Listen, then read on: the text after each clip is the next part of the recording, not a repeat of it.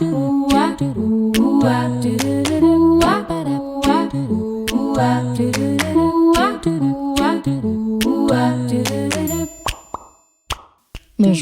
et bienvenue sur le podcast À votre pleine santé, le podcast naturo qui vous accompagne vers une alimentation saine et gourmande et qui vous donne les clés pour une santé optimale en toute simplicité. Je m'appelle Marina et je suis naturopathe. Suite à des soucis de santé non résolus par la médecine classique, je me suis intéressée aux médecines traditionnelles naturelles. Grâce à mes apprentissages et mes expériences personnelles, j'ai enfin eu les réponses à mes questions. Aujourd'hui, je souhaite donc partager mes connaissances pour aider les personnes qui se sentent perdues face à leur santé ou leur alimentation. Ma mission à travers ce podcast sera de vous aider à manger mieux sans frustration grâce à mes conseils, mais je vous aiderai également à comprendre les besoins de votre corps pour mieux le chouchouter. Préparez-vous à améliorer enfin votre hygiène de vie car la pleine santé se trouve entre vos mains. Bon, aujourd'hui, sans grande surprise, on va parler des cures détox. J'ai vraiment choisi ce moment pour vous sortir cet épisode parce qu'on est en plein dans la saison. C'est-à-dire que le printemps et l'été en général, on nous bassine avec des publicités, avec du marketing. Faites une cure détox pour perdre du poids, pour rentrer dans votre bikini avant cet été. Enfin voilà, vraiment des choses qui me dérangent beaucoup personnellement. Mais bon, là, c'est pas trop le sujet. Le sujet, c'est de savoir justement si la cure détox, c'est une bonne ou une mauvaise idée. Donc déjà, il faut savoir quand même que la cure de détoxication, de drainage ou d'élimination, elle fait partie des 3 cures utilisées en naturopathie pour retrouver ou trouver une bonne santé. En effet, on retrouve cette fameuse cure à côté de la cure de revitalisation, d'ailleurs qu'on est censé faire après la cure détox selon la logique de la naturopathie. Et d'ailleurs, la cure de revitalisation, c'est celle personnellement dont je parle le plus souvent. Et aussi, on a la cure de stabilisation, mais globalement, ces deux-là sont nettement moins connus que la cure détox. Alors, en toute franchise, je ne suis pas particulièrement fan de cette approche des 3 cures, parce que selon moi, dans notre société actuelle, je pense qu'il est beaucoup plus important de revitaliser les organismes avant de chercher à les détoxifier. Mais bon, ça, j'y reviendrai beaucoup plus tard dans l'épisode. Et si la cure détox est devenue très populaire au cours de ces dernières années, c'est tout simplement parce qu'elle a été détournée au service des campagnes publicitaires de perte de poids miraculeuses et sans effort. Donc forcément, vous vous doutez bien que le buzz et la célébrité ont vite été au rendez-vous. Malheureusement, aujourd'hui, il y a beaucoup trop d'erreurs et de fausses croyances autour de cette cure. D'ailleurs, j'en avais parlé brièvement à la même période l'année dernière dans 2 posts Instagram. Mais pour approfondir tout ça, j'ai vraiment préféré vous faire un épisode complet. Alors, que ce soit pour une perte de poids, pour atténuer la cellulite ou tout simplement pour votre santé, je vais vous expliquer si oui ou non, la cure détox est une bonne idée. Alors, avant d'entrer dans le vif du sujet, comme à notre habitude, je vais lire l'avis du jour qui a été laissé par Floriane Paris sur Apple Podcast, qui me dit une mine d'informations. J'ai commencé à m'intéresser à ma santé cette année et j'ai donc découvert ce podcast. Et je suis addict. C'est très clair, un épisode égale un sujet. On peut mettre ces conseils en application facilement. Je vais au magasin à côté de chez moi et je sais maintenant quoi choisir pour me faire du bien. Marina donne envie de s'intéresser à l'alimentation, on voit qu'elle est passionnée, ça me motive. J'ai toujours envie de faire les courses ou cuisiner après un épisode. Enfin, elle ne culpabilise jamais, elle est dans la bienveillance, le plaisir de manger. Bref, je suis très reconnaissante d'avoir ce contenu de qualité à disposition gratuitement. Eh bien écoute, merci à toi Floriane, vraiment pour ce message, ce commentaire. Déjà j'ai été très touchée et en plus ça m'a fait trop sourire quand tu dis que tu as toujours envie de faire les courses ou de cuisiner après un épisode. Je trouve ça vraiment génial. Je suis très contente aussi que tu aies vraiment bien compris le message que je veux véhiculer. Donc vraiment pour moi c'est réussi. Je suis ravie de voir que ça vous permette de changer les choses au quotidien et que surtout ça vous facilite. Donc merci infiniment encore une fois Floriane pour ton avis. Bon, maintenant on va voir ensemble qu'est-ce que c'est déjà qu'une cure détox. Alors, il est vraiment pour moi important de vous expliquer justement ce principe de la cure de détoxication en naturopathie. Donc le but, c'est de nettoyer et d'évacuer les surcharges de toxines et toxiques présentes dans l'organisme. Pourquoi? Tout simplement parce que celles-ci vont justement mener à des troubles de santé plus ou moins importants. Donc avec cette cure, on va chercher à éliminer deux choses. La première, donc, ça va être les toxines endogènes. Donc ce sont les substances qui vont être produites par le fonctionnement naturel de l'organisme, j'insiste là-dessus, mais qui vont être présentes en trop grande quantité.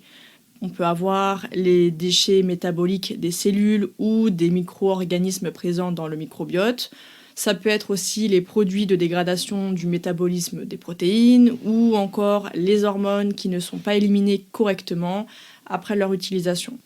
D'ailleurs, j'avais envie d'ouvrir une parenthèse sur le sujet des hormones parce que pour moi, je pense que c'est important de comprendre aussi ce phénomène. Il faut savoir que, en effet, l'hormone, une fois qu'elle a été utilisée par l'organisme, elle est censée pouvoir être éliminée. En fait, c'est quelque chose de tout à fait normal. C'est comme ça que le corps fonctionne. Le souci, c'est que pour diverses raisons qu'on va énumérer plus tard, eh bien, effectivement, les hormones vont pouvoir continuer à être en circulation dans l'organisme alors que le corps les a utilisées et n'en a plus besoin.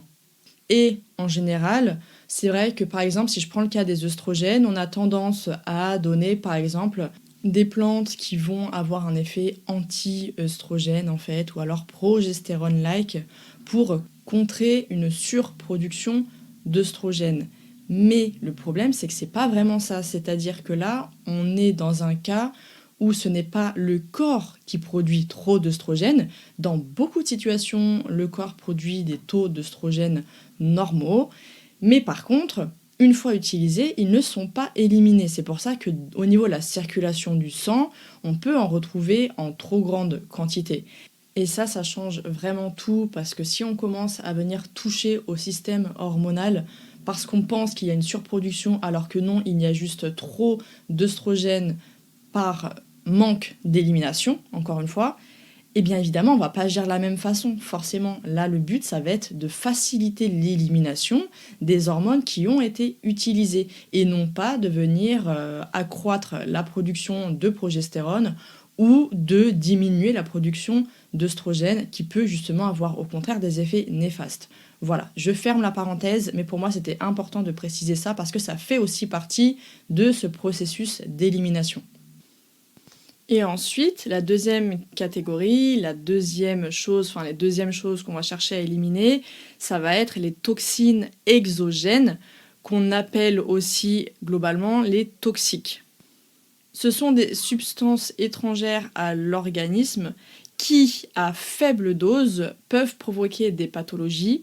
Donc on retrouve les pesticides, les polluants dans l'air et dans l'eau, les agents conservateurs, les additifs, les colorants alimentaires, les métaux lourds, les hormones de croissance, les microparticules de plastique ingérées quotidiennement, les médicaments, et je précise que la pilule est un médicament, les produits chimiques d'entretien ou les produits chimiques qui vont être présents dans les meubles, dans les vêtements, dans les cosmétiques, etc. Bref, c'est vraiment ce qu'on retrouve dans notre environnement, ce qu'on va apporter de l'extérieur. Bon, maintenant on va revenir sur cette cure de détoxication en naturopathie. Elle comporte donc 4 phases. Déjà, on est censé commencer avec une restriction alimentaire qui va permettre d'éviter l'apport en nouvelles substances toxiques et de soulager le système digestif, comme avec un jeûne ou une monodiète. Puis, en deuxième étape, on va chercher à relaxer l'organisme en agissant sur le système nerveux. Puis en troisième étape, on va utiliser des méthodes réflexogènes pour renvoyer de l'énergie à l'organisme et aux émonctoires. Donc les émonctoires, je vous rappelle que ce sont les fameux organes en charge de l'élimination des déchets, que je vous avais présenté notamment dans l'épisode sur la candidose. Donc on a le foie, les poumons, les intestins, les reins, la peau et même l'utérus chez la femme. Et enfin, pour la 4e phase, eh bien, on va stimuler un ou plusieurs émonctoires pour évacuer les surcharges de toxines et toxiques à l'aide de certaines plantes ou de compléments alimentaires par exemple. Évidemment, vous l'aurez compris, la cure détox qui fait fureur dans les médias est très très loin de respecter ces 4 phases. Et d'ailleurs, la plupart des personnes qui se lancent dans une cure détox, même en dehors du côté perte de poids, vont uniquement prendre certains compléments alimentaires ou boissons spéciales détox, comme les thés, les tisanes, des ampoules de plantes, des gélules, etc. On est donc très loin de la cure détox promue dans les fondements de la naturopathie. Là, justement, on va chercher à éliminer très vite et de manière intense parce que dans ce raisonnement, plus la détox est forte, plus vite on perdra du poids ou alors plus vite on retrouvera une bonne santé. Et je peux vous assurer que cette croyance qui est déjà totalement fausse, eh bien ça me fait vraiment grincer des dents parce qu'elle est vraiment beaucoup trop véhiculée alors que c'est une croyance qui est totalement fausse, je le répète. Alors, certains ou certaines pourront me demander, mais dans ce cas, pourquoi on utilise la détox pour la perte de poids et la cellulite? Si on le fait, si on le promeut comme ça dans les campagnes publicitaires, c'est bien qu'il y a une raison. Et en effet, je vais vous expliquer sur quoi est basée cette théorie entre guillemets. Pour comprendre tout ça, il faut savoir que les toxines et toxiques sont majoritairement hydrophobes. Donc elles ne sont pas solubles dans l'eau et vont être stockées principalement dans les tissus adipeux, donc les fameuses graisses et la fameuse cellulite, mais aussi le cerveau et le foie. Et c'est d'ailleurs pourquoi une personne peut être très fine et avoir de la cellulite. Parce que la cellulite n'a rien à voir avec le poids, c'est absolument pas qu'une question de poids, c'est aussi parce que ce sont les toxines et toxiques qui vont venir s'y stocker. Donc, oui, sur le papier, ça fait bien. Si on élimine les surcharges toxiques, alors on perdra rapidement cette cellulite ou ce surpoids. Mais en réalité, c'est beaucoup plus complexe que ça. Eh bien oui, parce qu'une perte de gras rapide va entraîner le relargage des toxines et toxiques qui étaient stockés dans la circulation sanguine. Donc ça va mener très souvent à une accumulation néfaste de déchets et donc une surcharge au niveau des émonctoires. Et croyez-moi, si les surcharges toxiques sont relarguées en dehors du tissu adipeux, mais restent tout de même coincés dans l'organisme parce que les émonctoires sont justement saturés et donc ne peuvent pas les éliminer correctement, eh bien ces toxines, elles vont finir par se stocker dans les graisses de nouveau. Et encore, là, c'est la version la moins problématique, si je puis dire, parce qu'elles peuvent aussi aller se loger ailleurs dans le corps et ainsi causer beaucoup plus de dégâts. Donc, non, la cure détox n'est pas la solution miraculeuse à vos soucis de poids ou de cellulite. Bon, je vous entends déjà me dire, mais Marina, tu nous dis que la cure détox n'est pas une solution, mais alors dans ce cas, comment on fait pour éliminer ces toxines et toxiques qui sont néfastes pour notre santé? Alors, pour vous répondre, déjà, je vous rappelle les 2 principes de base, les 2 piliers d'une pleine santé, qu'on avait d'ailleurs abordé dans les tout premiers épisodes du podcast, eh bien, qui sont d'apporter suffisamment à l'organisme et d'éliminer correctement. Donc oui, en effet, il est hyper important de s'assurer que les déchets métaboliques et les déchets exogènes soient correctement éliminés de l'organisme pour éviter l'apparition de certains symptômes ou pathologies. Mais j'ai envie de vous rappeler quand même qu'il existe un processus de nettoyage, de détoxication déjà présent dans le corps et que le corps ne nous attend pas avec nos ampoules d'artichaut ou nos infusions de queue de cerise hyper célèbres pour éliminer quotidiennement les substances qui lui sont nocives. Le corps humain est incroyable et parfaitement conçu, je le répète toujours, mais ne l'oublions pas. Et c'est pour ça que je ne rejoins pas forcément cette idée selon laquelle l'homme ou le naturopathe va choisir quel émonctoire nettoyer, parce que selon moi, si on donne au corps les moyens de le faire correctement, il va le faire selon ses propres priorités et non selon nos priorités, parce que ce n'est pas du tout la même chose. Et je rappelle quand même qu'on n'est pas à l'intérieur, on ne sait pas ce qui se passe, on ne voit pas ce qui se passe à l'intérieur, alors que le corps connaît largement mieux que nous ses priorités. Bon, évidemment, maintenant, je vais vous en dire un petit peu plus sur ce fameux processus qu'on a naturellement. Et il faut savoir que c'est le foie qui est le centre de détoxication. C'est un peu le grand patron, l'usine centrale de traitement de déchets, avant que ceux-ci, justement, soient renvoyés aux autres émonctoires pour l'élimination. Alors, à titre informatif, sachez que le foie, au niveau du foie, il y a plus de 2000 litres de sang qui passe en 24 heures. Je ne sais pas si vous vous rendez compte, c'est énorme, c'est vraiment énorme. Donc il faut comprendre l'importance du foie et d'autant plus l'importance de sa bonne santé dans le processus d'élimination, mais dans le processus, pour être en bonne santé, tout simplement, j'ai envie de dire. Donc le processus de détoxication du foie permet de transformer une substance toxique en une molécule capable d'être éliminée par les différents émonctoires. Et ce processus interne, il se fait en 3 étapes. Durant la première étape, qu'on peut appeler la phase de biotransformation ou d'activation, il y a un groupe d'enzymes qu'on appelle les cytochromes P450 qui viennent neutraliser certaines substances en transformant les toxines pour les rendre moins nocives. Le souci, c'est que les substances dérivées obtenues durant cette première phase peuvent constituer une menace toxique parce qu'elles sont beaucoup plus réactives, instables et pro-oxydantes. Donc si ces toxines se trouvent en trop grand nombre et restent dans le foie, alors elles peuvent endommager l'organisme. C'est la deuxième phase qui va justement empêcher aux toxines de se développer en les neutralisant définitivement pour qu'elles puissent être évacuées de l'organisme. Donc, en effet, cette deuxième phase qu'on appelle la phase de conjugaison, durant celle-ci, les toxines persistantes et également les molécules intermédiaires dont on vient de parler juste avant vont être neutralisées.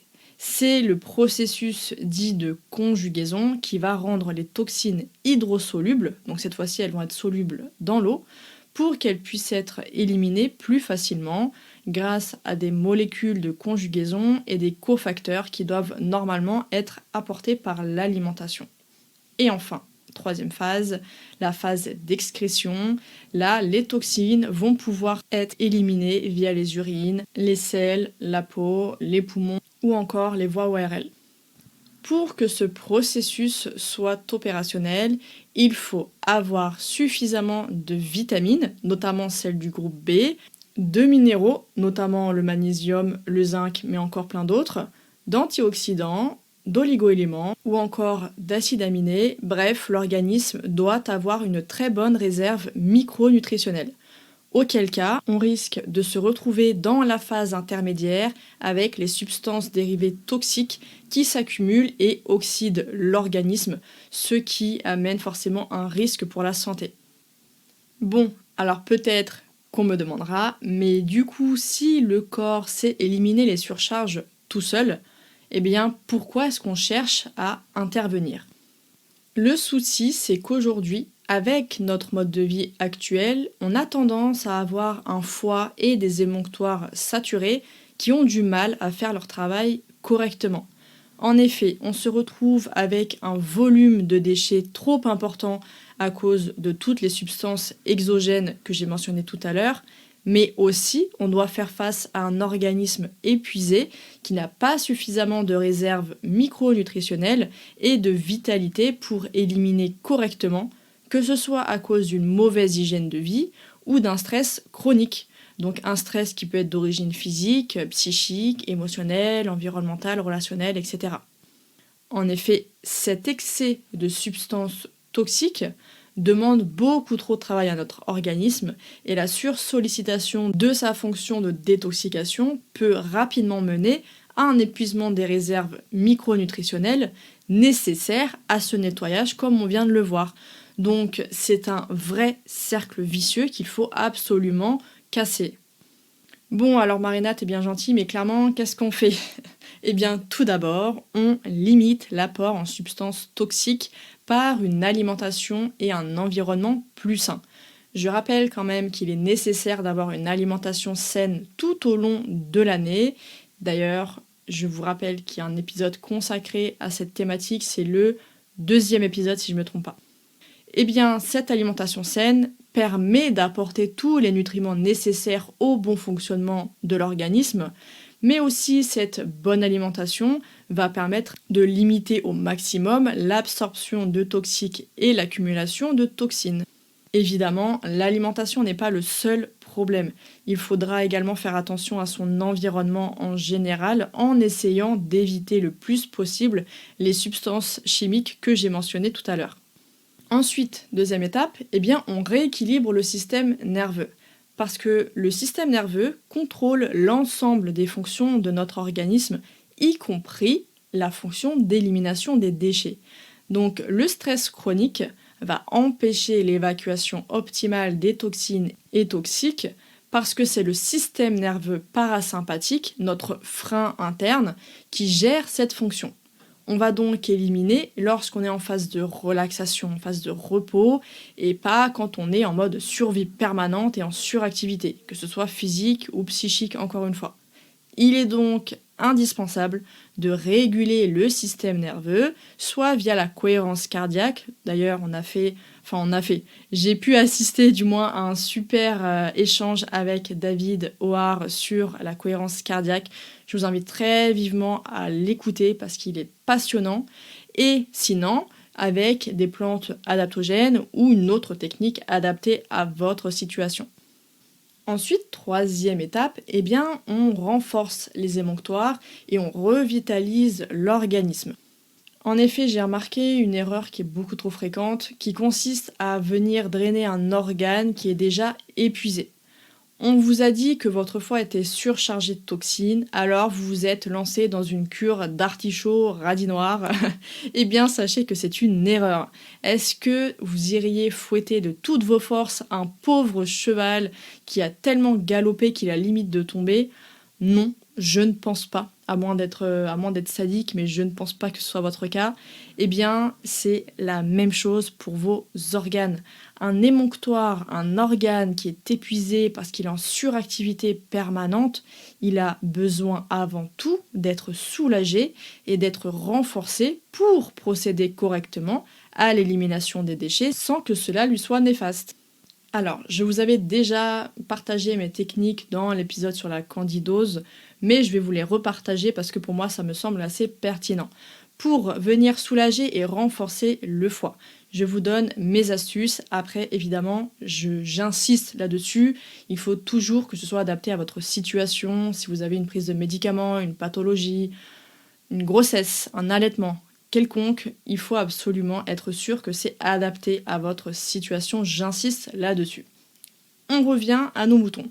Pour le foie, eh bien, en mycothérapie, donc avec les champignons, j'aime beaucoup le reishi, le shiitake et le chaga.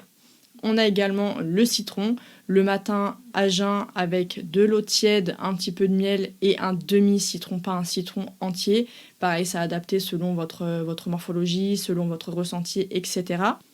On a en phytothérapie le desmodium qui est mon chouchou littéralement, mais vous avez aussi le chardon-marie, le bourgeon de romarin, donc là on est sur la gémothérapie, également le bourgeon de seigle. Évidemment, on ne passe pas à côté du curcuma. Et enfin, là c'est la technique la plus simple mais très efficace et vraiment à prix tout doux, c'est la bouillotte sur le foie. Mettez une bouillotte sur votre foie au coucher parce que le foie, il a besoin d'être à une certaine température pour être en bonne activité, il a besoin de chaud.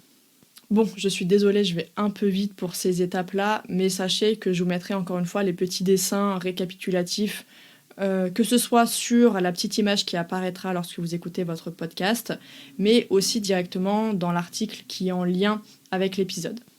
Maintenant, pour soulager et renforcer les intestins, eh bien déjà, on a la propolis, donc en apithérapie. La propolis est très très efficace. En mycothérapie, on retrouve encore une fois le shiitake, l'éricium, le chaga et le pleurotus. En phytothérapie, on a la mauve, la guimauve, le psyllium et l'aloe vera. J'insiste, attention sur le psyllium parce que c'est pas indiqué pour tout le monde, c'est vraiment pour des cas bien spécifiques. Aujourd'hui, beaucoup trop de personnes consomment du psyllium parce qu'on leur a dit que c'était bien, mais chez beaucoup de personnes, je vous assure que c'est très très très contre-productif. Ensuite, évidemment, on a l'hydrothérapie du côlon. Donc ça, renseignez-vous directement pour voir s'il y a quelqu'un dans votre entourage, dans votre ville, qui pratique donc l'irrigation du côlon. Vous avez aussi le sel de magnésium sous la forme de nigari, pris de temps en temps en petites doses, qui peut faciliter l'élimination au niveau des intestins de manière assez douce, sans que ce soit quelque chose de trop puissant et de trop agressif. Ensuite, pour les poumons et la voie ORL en règle générale, donc la cupping thérapie est très très intéressante.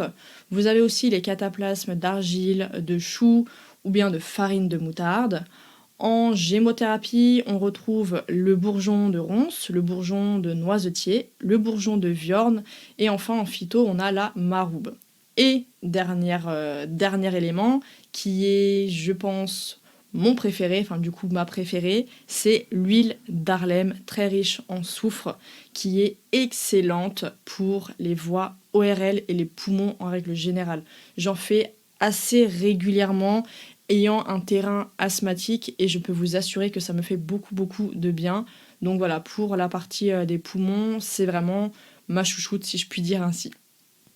Maintenant pour les reins. Alors en mycothérapie, on a le cordyceps et le chaga. On retrouve encore une fois cette technique de la bouillotte parce que comme le foie, les reins ont besoin de chaleur pour bien fonctionner. Et d'ailleurs, petite anecdote, moi durant le jeûne là actuellement, les premiers jours, je sentais que mes reins avaient besoin de chaleur. Je les ressentais vraiment très froid. Et bah, du coup, j'avais mis justement ma bouillotte et au bout de 2 jours comme ça, c'était passé, quoi. J'avais plus du tout cette sensation. Donc voilà, ça c'est une petite anecdote, mais la bouillotte sur les reins est également très efficace. Ensuite, on va avoir la gémothérapie, notamment avec le bourgeon de bouleau verruqueux, le bourgeon de frêne, le bourgeon de bruyère et le bourgeon de genévrier commun. On a aussi les cataplasmes d'argile, très efficaces également. Et encore une fois, la dernière, ma chouchoute, c'est la sève de bouleau. C'est bien pour ça que j'en ai parlé la dernière fois, parce que pour le coup, elle fait tout. Elle reminéralise, elle revitalise, elle renforce les reins, elle renforce les émonctoires. Et en plus, elle facilite l'élimination des déchets. Donc c'est pour ça que j'en fais tous les ans. On termine avec notre dernier émonctoire qui est donc la peau. Et bien déjà, juste le fait de pratiquer une activité physique, ça vient stimuler naturellement l'élimination de certains acides par la peau. Vous avez également la technique du brossage à sec qui est très efficace. Je vous recommande vivement de regarder des vidéos sur internet pour voir un petit peu comment bien effectuer les mouvements. Ensuite, en phytothérapie, on retrouve la bardane, la pensée sauvage, et en gémothérapie, on retrouve le bourgeon de cèdre du Liban et le bourgeon d'orme champêtre. Enfin, on a encore une fois l'argilothérapie. Qu'est-ce qu'on ferait sans l'argile concrètement? Et évidemment, toutes les techniques comme le sauna, le hammam et tout ce qui est balnéothérapie en règle générale. Je reprécise dès maintenant pour tout ce qui concerne la gémothérapie parce qu'à chaque fois je reçois cette question, je prends les miens et je recommande ceux de la marque Biogem, Biogem, la gamme Aquagem qui est sans alcool. J'aime beaucoup travailler avec la gémothérapie parce qu'elle est extrêmement efficace, elle est sous-cotée selon moi, vraiment beaucoup trop sous-cotée au détriment de la phyto et de l'aromathérapie, alors que pourtant elle est pour le coup adaptée à une beaucoup plus large population que le sont les autres thérapies. Donc moi je travaille beaucoup avec celle-ci et si vous cherchez des flacons sans alcool, alors je recommande cette gamme-là. Bon, maintenant qu'on a vu un petit peu comment renforcer, soulager les différents émonctoires, je tiens à préciser qu'il faut évidemment revitaliser l'organisme, le reminéraliser, le chouchouter pour qu'il puisse exécuter son processus de détoxication correctement. Et pour ça, je vous renvoie aux épisodes sur l'alimentation vivante, l'épisode avec mes astuces contre les carences nutritionnelles, et également d'ailleurs l'épisode sur le système immunitaire, afin de vraiment reminéraliser, renforcer votre organisme en règle générale. On arrive maintenant à notre 4e et dernière étape. On va venir encourager le processus de nettoyage. Alors, une fois votre environnement et hygiène de vie plus sains, une fois votre système nerveux apaisé, une fois vos émonctoires renforcés et votre organisme revitalisé, vous pouvez alors encourager le processus de nettoyage via des techniques réflexogènes comme la réflexologie plantaire, les massages thérapeutiques, la cupping thérapie ou tout simplement avec le jeûne qui, selon moi, encore une fois j'insiste, c'est vraiment mon opinion, est la meilleure façon de soutenir l'élimination des surcharges, tout simplement parce que le corps va choisir lui-même les zones à nettoyer en priorité et il sait beaucoup mieux que nous ce qui est le plus important et le plus urgent. Donc je vous renvoie aux 2 épisodes récents que j'ai consacrés aux jeunes pour en savoir plus, pour répondre aux questions, aux a priori que vous pourriez avoir sur ce sujet, parce que c'est vraiment une technique qui, au-delà d'être à la portée de beaucoup de personnes si c'est bien adapté, et surtout gratuite. En fait, je peux pas vous dire mieux que ça, c'est une technique gratuite et extrêmement efficace. Donc pour moi, je pense que ça serait vraiment dommage de s'en priver. Pour résumer un petit peu ce qu'on vient de voir dans cet épisode. Alors, la cure détox a le vent en poupe, mais ce n'est pas pour autant la solution miraculeuse à tous vos problèmes. Elle a tendance à être plus néfaste qu'autre chose, parce qu'on a tendance à mal l'effectuer, ce qui épuise l'organisme au lieu de le soulager. Il est donc impératif de revoir son hygiène de vie, de rééquilibrer son système nerveux, de soulager et renforcer ses organes émonctoires, puis enfin de reminéraliser et revitaliser l'organisme avant d'encourager une libération et une évacuation des toxines endogènes et exogènes présentes en trop grand nombre dans le corps. L'organisme ayant un processus de nettoyage très puissant, il n'a absolument pas besoin qu'on décide pour lui quel organe va être drainé en priorité. En suivant les étapes que je viens de vous énumérer, et dès qu'on ressent l'énergie suffisante, il n'y a rien de mieux qu'un jeûne, même de courte durée, bien effectué et adapté à votre situation pour favoriser ce processus naturel de nettoyage. Voilà, j'espère que cet épisode vous permettra d'éviter toutes ces arnaques, toutes ces fausses idées sur les détox. Faites confiance à votre corps, donnez-lui les moyens de fonctionner correctement, ne tombez pas dans tous ces pièges de solutions rapides et miraculeuses. Croyez-moi, vos émonctoires, mais aussi votre porte-monnaie vont vous remercier. Merci infiniment de m'avoir écouté jusqu'au bout et j'espère que cet épisode vous aura plu. Si c'est le cas, n'hésitez pas à me laisser une note et votre avis en commentaire pour que je puisse le lire lors d'un prochain épisode. Et surtout, n'oubliez pas de vous abonner. Je vous donne rendez-vous un mardi sur 2 pour améliorer votre hygiène de vie grâce au podcast à votre pleine santé. Retrouvez quotidiennement mes conseils et astuces sur Instagram, sur le compte Ma Vie Saine et Moi, mais aussi Facebook, Pinterest et sur le blog de mon site web maviesaine-et-moi.com. À très vite et prenez soin de vous.